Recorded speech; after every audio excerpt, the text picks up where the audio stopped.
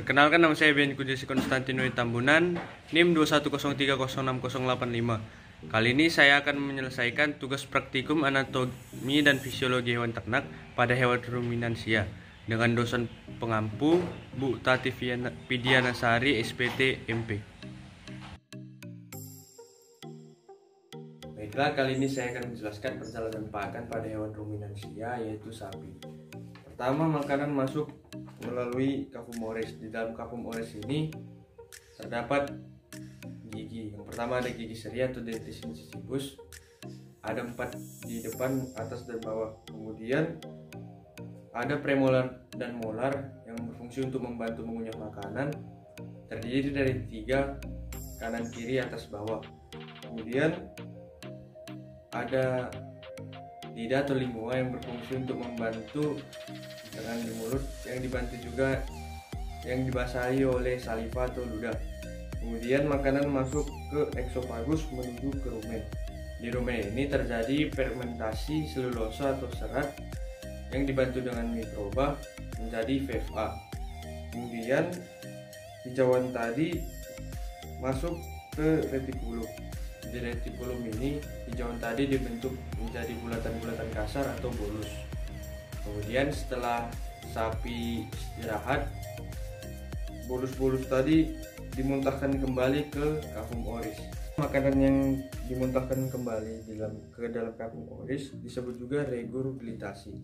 Di dalam cavum oris ini makanan kembali dikunyah atau disebut juga dengan rematikasi, yang dibantu oleh natrium bikarbonat sebagai buffer.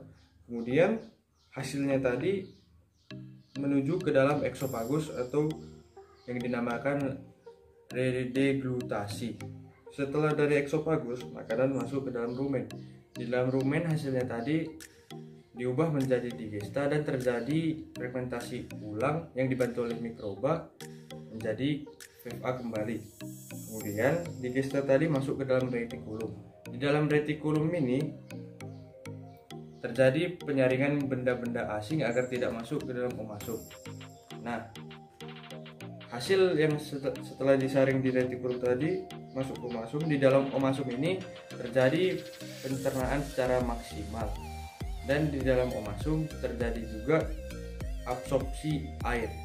Nah, setelah dari omasum, digesta tadi masuk ke dalam abomasum.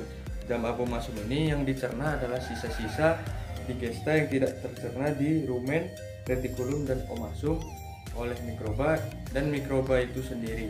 Nah, jasad mikroba dan sisa-sisa makanan tadi akan menjadi sumber lemak dan protein secara langsung. Dan dalam abomasum ini terdapat HCl yang berfungsi untuk membunuh bakteri, dan di dalam abomasum terjadi pencernaan protein yang dibantu dengan enzim pepsin. Nah, setelah itu sini ada pankreas. Pankreas ini berfungsi untuk menghasilkan enzim lipase dan di sini juga ada liver yang berfungsi untuk mensekresikan empedu. Nah, empedu ini berfungsi juga untuk membantu pencernaan di dalam intestinum tenue atau usus halus. Nah, di dalam usus halus ini terjadi pencernaan yang dibantu oleh enzim lipase. Nah, di dalam intestinum tenue ini terjadi penyerapan sari-sari makanan. Nah, intestinum tenue tadi terdiri dari 3, yaitu ada duodenum, jejunum, dan ileum. Nah, setelah dari intestinum tenue, makanan masuk ke intestinum crassum atau usus besar. Yang pertama di sini ada cecum. Di cecum ini terjadi pencernaan garam dan cairan yang tidak dapat dicerna di usus halus tadi. Kemudian di sini ada kolon. Di kolon ini terjadi penyerapan air secara besar-besaran dan terjadi juga pembusukan.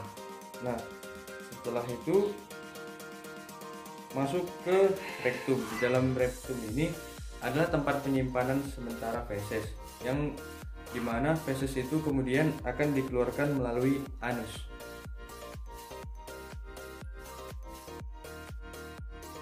Kali ini saya akan menjelaskan tentang ventriculus dari hewan ruminansia. Kali ini hewan yang saya gunakan ventriculusnya adalah sapi. Nah, kali ini saya akan menjelaskan pertama tentang rumen.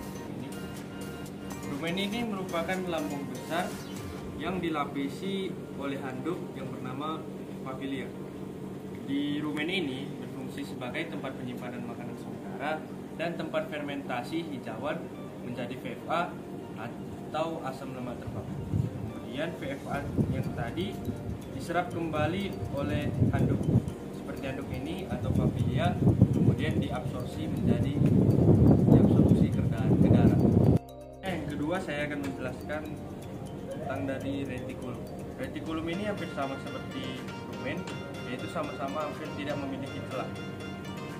Di retikulum ini makanan dibentuk menjadi gumpalan atau bulus, dan sarang lebah ini berfungsi untuk menyortir makanan berdasarkan ukurannya dan membantu membentuk bulus.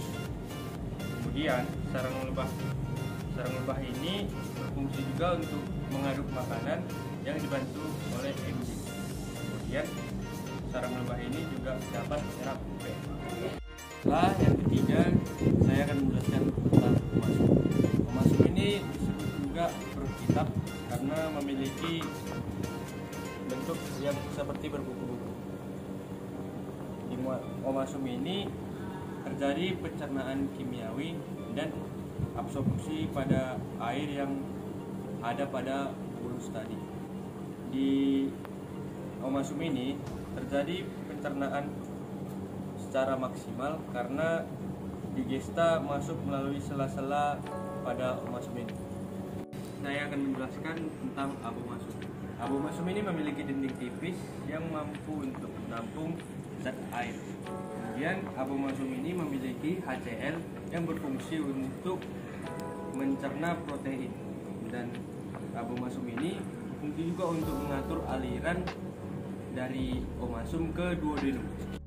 Nah, yang terakhir di sini ada Stentium tenue atau usus halus. Di usus halus ini terjadi pencernaan lemak dan terjadi penyerapan sari-sari makanan secara sederhana. Baiklah, kali ini saya akan menunjukkan permukaan bagian dalam dari Stentium tenue atau usus halus. Ini adalah permukaan bagian dalamnya. Ini permukaan yang belum dibelah. Setelah dibelah, di dalamnya ini terdapat seperti cairan-cairan kental seperti ini atau merupakan kotoran halusnya. Ini.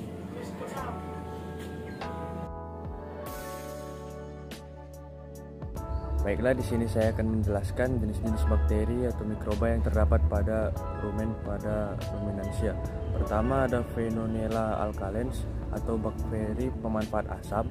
Kemudian ada Isotricha intestinalis yang berguna untuk menfermentasi gula, pati, dan pektin. Kemudian ada Ruminococcus albus berguna untuk memecah selulosa. Kemudian ada Bacteriordia ruminocola berguna untuk memecah protein, asam amino, dan peptida menjadi amonia. Kelima ada Lactobacillus ruminus yang mampu menfermentasikan gula sederhana. Kemudian yang keenam ada Bacteriordes succinogen. Itu adalah bakteri selulotik yang berfungsi untuk memecah selulosa. Kemudian ada Methanobacterium formicium. Bakteri ini berguna untuk mengkatabolisasi alkohol dan asam organik menjadi metan dan karbon dioksida. Kemudian ada Streptococcus bovis. Bakteri ini dapat menfermentasikan amilum. Kemudian ada Eurobacterium ruminantium. Bakteri ini dapat memfermentasikan gula. Bakteri yang dapat memfermentasi amilum dan sebagian besar mampu memfermentasikan gula sederhana.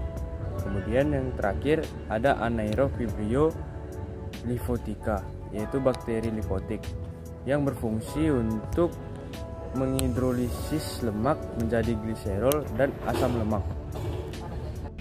Sekian video dari saya, terima kasih.